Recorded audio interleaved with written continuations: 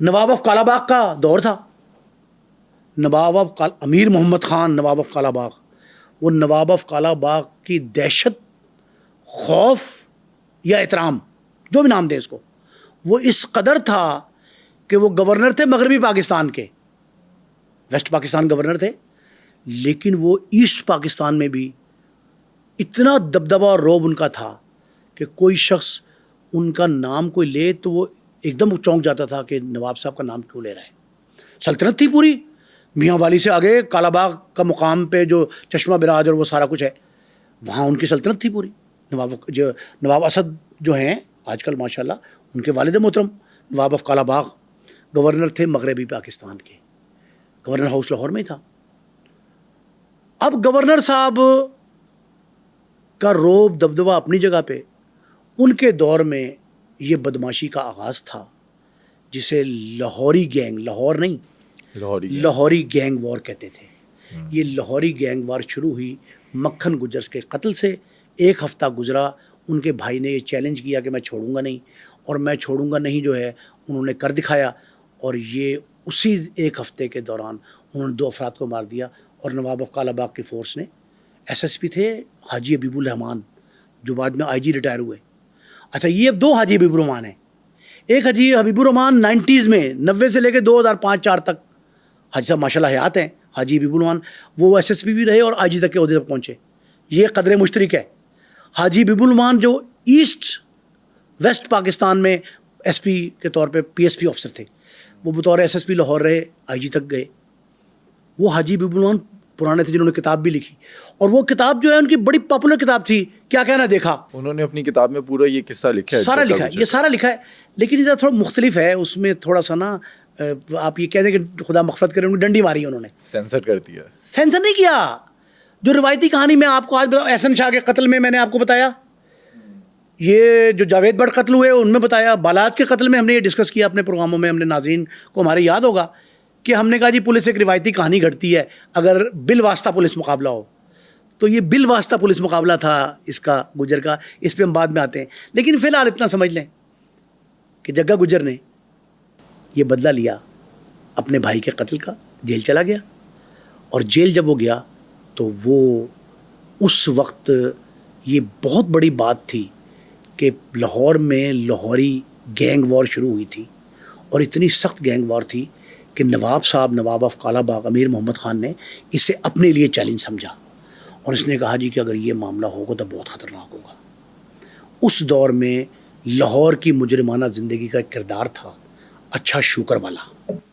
بہت کم بدماش ہوتے تھے اس طرح کے نامور گینگسٹر جنہیں آپ کہتے ہیں. یہ گینگ وار اس طرح کی جو لاہور میں شروع ہوئی تھی وہ نواب آف کالا باغ امیر محمد خان کے دور میں ہوئی. اچھا شوکر والا ایک عجیب رول تھا, کریکٹر تھا لاہور کی مجرمانہ زندگی کا, تاریخ کا. اس نے کیا کیا کہ اس نے اپنے پولیس افسروں, بیوروکریٹس, چودھریوں, نمبرداروں, 60s کا تو آپ 50s سے لے کے 60s کا دہائی سمجھیں, اس دہائی میں اچھا شوکر والا نے اپنا نام پیدا کیا تعلقات کی بنیاد پر. اور تعلق سب سے زیادہ ان کا تھا نواب آف کالا باغ. انہوں نے اپنے تعلقات کی رسائی جو ہے نا وہ گورنر ہاؤس تک بھی رکھی تھی. اب وہاں نواب آف کالا باغ کی بجائے کوئی محمد دین بیٹھا ہوتا تو تب بھی رسائی تھی کہ ان کے تعلقات اچھے تھے. اچھا شوکر والے نے نہ صرف گورنر ہاؤس تک رسائی حاصل کی بلکہ انہیں گورنر 2, سیکنڈ ٹو گورنر, دوسرے درجے کا گورنر, نائب گورنر, جو نام دیں, وہ اچھا شوکر والے کو وہ حیثیت حاصل تھی سرکاری پروٹوکول میں. مطلب جو پولیس کا آج کل ہے نا قربان کنٹرول, یہ کینٹ کنٹرول کہلاتا تھا. کینٹ کنٹرول پہ یہ میسج نشر ہوتا تھا کہ governor 2 is ready to go, ready to move. مطلب کیا کہ گورنر 2 روانہ ہو رہے ہیں گھر سے. تھا وہ ایک بدماشی کا کریکٹر, تو بدماشی کے کریکٹر کو گورنر دوسرے نمبر کا کہا جاتا تھا. نواب آف کالا باغ کے بارے میں یہ کہا جاتا تھا کہ وہ پرورش کرتے تھے بدماشوں کی. یہ بالکل غلط بات ہے. اصل حقائق کیا ہیں یہ مجھے ہمارے ایک رپورٹر نے بتائے تھے, جو ہمارے نوائے وقت کے چیف رپورٹر بڑے مرحوم. وہ مرحوم یہ بتاتے ہیں کہ ہم نے ایک دفعہ گورنر ہاؤس میں بلایا گیا اور گورنر ہاؤس میں ہمیں کہا گیا، نواب آف کالا باغ گورنر تھے مغربی پاکستان کے، انہوں نے کہا جی کہ میں نے آپ کی ایک شخص سے ملاقات کروانی ہے، آپ اسے ملے. وہ مشرق اخبار تھا، نوائے وقت تھا، جنگ ابھی نہیں آیا تھا، لاہور میں کراچی سے جنگ تھا، کئی بڑے بڑے نامور اخبار تھے، اور وہ سارے اخبار میں چلے گا گورنر ہاؤس میں. دربار ہال اب بھی ہے. دربار ہال میں ایک رونمائی ہوئی ایک شخص کی،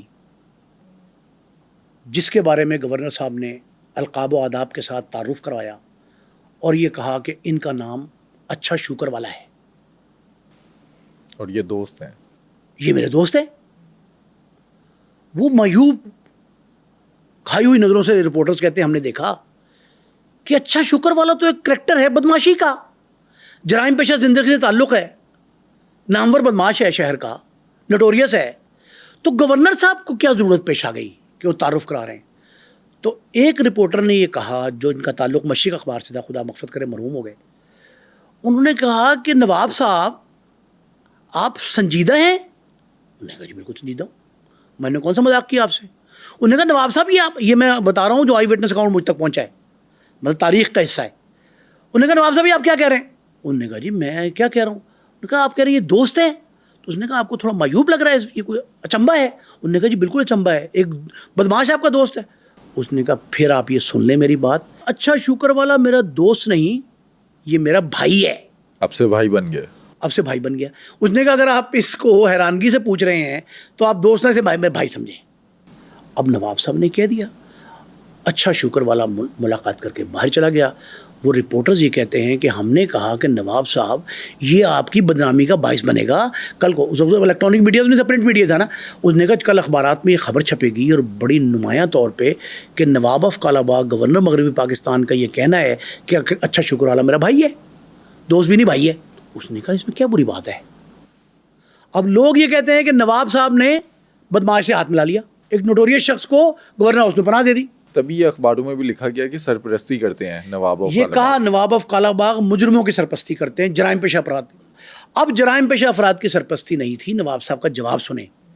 نواب آف کالا باغ نے یہ جملہ کہا، ریکارڈ پہ موجود ہے، شہر کی تاریخ میں بہت سی کتابوں میں ہے، واقعات اخبارات میں کالم کی شکل میں بھی چھپے، کراچی میں بھی چھپے. یہ نہیں صرف لاہور میں چھپتے تھے، وہ مغربی پاکستان تھا لیکن وہاں کے کراچی کے اخبارات میں، سندھ میں چھپتے تھے. اس میں یہ جواب چھپا نواب صاحب کا. نواب صاحب نے یہ کہا کہ میرے پاس دو راستے تھے. لاہور میں گینگ وار شروع ہو گئی، میں نے بھانپ لیا کہ خطرے کی گھنٹی ہے، خون ریزی شروع ہو سکتی ہے اور گلی محلے میں خون دکھائی دے گا آپ کو. کراچی کے واقعات میں کئی دفعہ کہہ چکا ہوں، 92-93 2013 قتل و غارت گری، خون ریزی، پھر خون کو خون سے روکا گیا اور وہاں 2 آپریشن 3 کرنے پڑے، 2 محترمہ کے دور میں، 1 نواز شریف دور میں. اسی طرح کے حالات پیدا ہونے کا خدشہ محسوس ہوا. حکمران جو ذہین ہوتے ہیں وہ یہ کام کرتے ہیں. انہوں نے کہا جی مجھے خطرہ کی گھنٹی بجی تو میں نے کہا یار اس کو روکو. میرے پاس 2 راستے تھے، میں اس کو کچل دیتا فورسیبلی، جس طرح مشکل کسی، ہاتھ پاؤں باندھے، زنجیریں پاؤں میں ڈالیں اور ٹرین کے آگے ڈال دیا جنرل نصیر اللہ بابر نے. انہوں نے کہا جی کہ یہ ظلم روکنے کا طریقہ ہے اور خون بہاؤ، ظالموں کو بھی کیفر کردار تک پہنچاؤ، یہ ایک طریقہ تھا. لیکن نواب صاحب کہتے ہیں میں نے دوسرا طریقہ اپنایا. میں نے کیا کیا؟ میں نے ان سے کہا کہ اس سے ہاتھ ملایا جائے. فائدہ کیا ہوگا اس سے؟ اس بدماش سے ہاتھ ملا کے اسے میں قائل کروں گا کہ تو زیادتی کر رہا ہے. میں اسے ہمنما بناؤں گا اپنا اور پھر اس کو سمجھاؤں گا کہ تو یہ نہ کر، تاکہ کل کولا آنے والا دن کسی نئے اچھے شکر والے کو جنم نہ دے.